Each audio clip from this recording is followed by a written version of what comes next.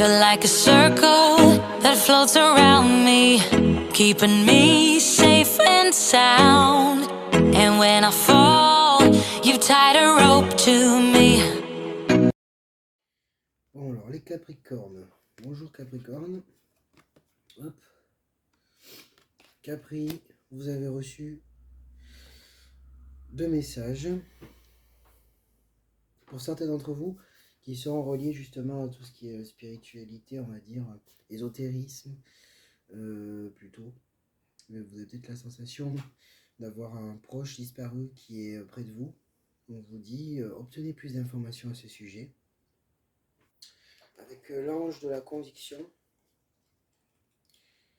L'ange de la conviction vous dit, vous avez la foi et la conviction que vos proches sont entre de bonnes mains dans l'autre monde. Vous avez reçu cette carte parce que votre ange de la conviction a entendu vos questions à propos de la vie après la mort. Vous avez parfois des doutes sur ce qui vous arrivera quand vous quitterez cette terre. Craignez-vous que votre conviction ne soit pas assez forte pour vous connecter au royaume des anges et de l'esprit durant cette vie? Avez-vous perdu un proche? Vous demandez-vous s'il fait encore partie de votre vie, même si vous savez qu'il n'est plus parmi les vivants? Votre ange de la conviction vient vous rassurer et dissiper toutes vos craintes sur ce qui se passera pour vous ou vos proches après votre vie terrestre. Tout le monde est accueilli à bras ouverts dans le monde de l'esprit après la transition de cette vie à la suivante. Votre ange veut vous faire savoir qu'une fois passé dans le royaume spirituel, chacun est en de bonnes mains pendant et après sa transition. Pendant votre période de deuil, votre ange de la conviction restera à vos côtés le temps de vous habituer à la vie sans la personne décédée. Votre ange vous aidera à remarquer de nombreux signes et symboles envoyés par vos chers disparus pour vous faire savoir qu'ils vont bien, que ce soit pendant vos périodes de tristesse, de difficulté ou de réussite. Dès qu'un de vos proches passe dans le royaume de l'esprit, cela ne signifie pas qu'il cesse de vous aimer ni de faire partie de votre vie. Votre ange de la conviction vous apportera tout le soutien et la force nécessaires pour garder la foi.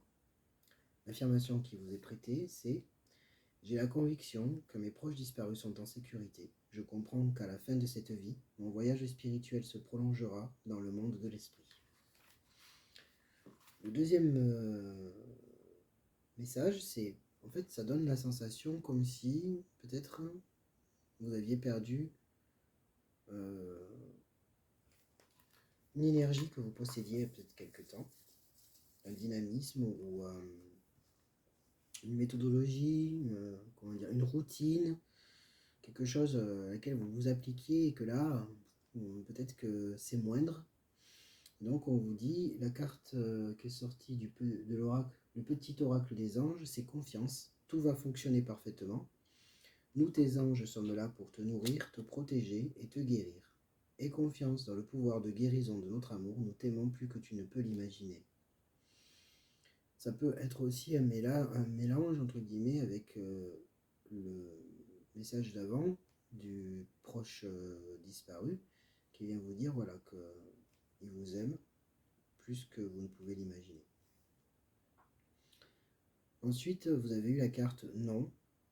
Ensuite, vous avez eu la carte de l'oracle l'âme délivrée qui dit « L'énergie ne vieillit pas, elle ne se fatigue pas, elle n'a pas besoin de nourriture, elle a besoin d'ouverture et de réceptivité. » Donc là, c'est plus un message pour vous driver un peu sur comment peut-être être un peu plus réceptif, comprendre de façon expérimentale, sensitive, l'énergie. Peut-être c'est simplement une invitation à revoir votre vision, vos connaissances, vos supputations, vos hypothèses autour de tout ce qui est l'énergie. Donc on vous donne quelques phrases d'introduction. Et à la suite de ça, vous avez eu la carte Ange de l'ancrage, carte numéro 14. Vous pouvez aller regarder la signification du 14, qui est assez intéressante justement sur le plan du développement. Après, je vais pas étayer tout de suite sur le 14 parce que c'est beaucoup de choses et puis moi je maîtrise pas très bien ça et je vais pas dire des choses que je ne connais pas de façon où je me sens pas plus à l'aise que ça. Par contre, c'est vrai que si on le réduit, on peut le mettre en 5, 4 et un 5. Le 5, c'est quand même le changement. Donc peut-être qu'on vous invite à changer un peu vos énergies, donc votre état d'esprit, votre vision des choses, vos pensées. Essayez de construire, de vous ouvrir, parce qu'on voit bien, dans la carte précédente, c'est marqué l'énergie, donc elle a besoin d'ouverture et de réceptivité. Voilà. Je vais vous lire la carte, donc ange de l'ancrage, 14. Vous êtes un être spirituel et ancré, très serein et équilibré.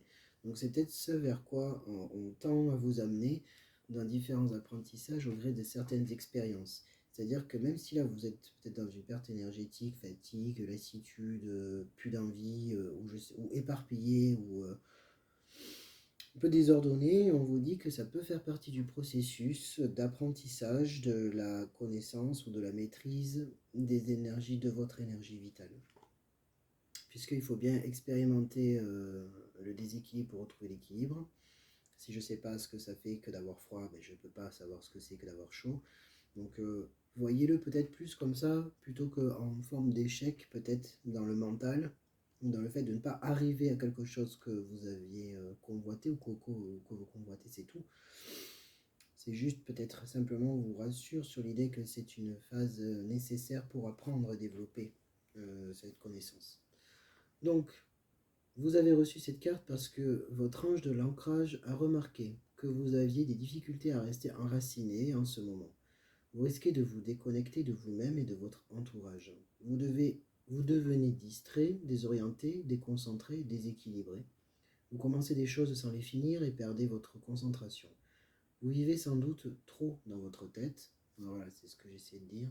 Si cela décrit ce que vous vivez actuellement, c'est un signe que vous avez besoin d'appeler votre ange de l'ancrage. Il est assez facile de s'ancrer et cela peut se faire de différentes manières. Un retour à la nature est l'une des meilleures façons de se reconnecter et de s'équilibrer. Si vous avez un jardin, prenez le temps de sortir y flâner. Vous pouvez jardiner ou simplement vous allonger dans l'herbe. Soyez présent. Entendez-vous les oiseaux, les insectes, le vent dans les branches? Quelles sont les odeurs qui vous entourent? Quels oiseaux, insectes ou mammifères remarquez-vous? Voyez-vous des plumes dans votre jardin? Si c'est le cas, les anges vous rappellent en douceur qu'ils sont près de vous. Si vous n'avez pas de jardin, faites un tour au parc, à la plage, à la rivière ou dans n'importe quel espace vert. Demandez à votre ange de l'ancrage de vous aider à libérer le stress et les soucis qui vous encombrent. La méditation est une autre forme d'ancrage, et si vous trouvez trop compliqué de dénicher un coin de nature, méditez pour y accéder sur l'écran de votre esprit. Donc, fermez les yeux, imaginez. Visualisez-vous assis dans un endroit paisible en pleine nature, puis appelez votre ange de l'ancrage pour vous assister. L'affirmation qui vous est prêtée, c'est « Je suis équilibré et ancré, et je sais que mon ange va m'aider à rester centré, en paix et connecté à mon être supérieur. » Donc là, je pense vraiment, comme je sentais avec les messages qui sont arrivés autour, c'est vraiment plus une phase expérimentale, peut-être de centrage, d'équilibre intérieur, comment vous pouvez le créer, et du coup, expérimenter différentes techniques, trouver celle qui vous convient. Ça vous permettra justement de pouvoir cerner mieux ce sujet, vous l'approprier et finalement l'utiliser. Voilà, fini pour les capris.